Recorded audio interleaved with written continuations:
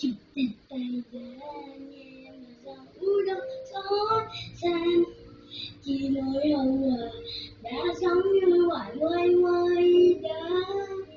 từng nhìn đâu sâu kín anh những đau thương,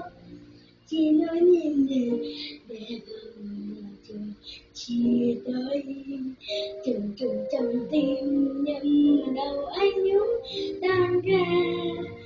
mình đang nhớ sao không phải là ở đâu xa, trời ơi đâu mà như lý phép nên về vì anh chơi chớ ngàn để tin tưởng tay đâu yêu ai cho người ta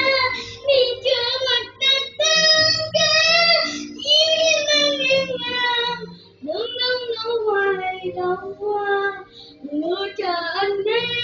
cứ trái này cờ chờ anh vui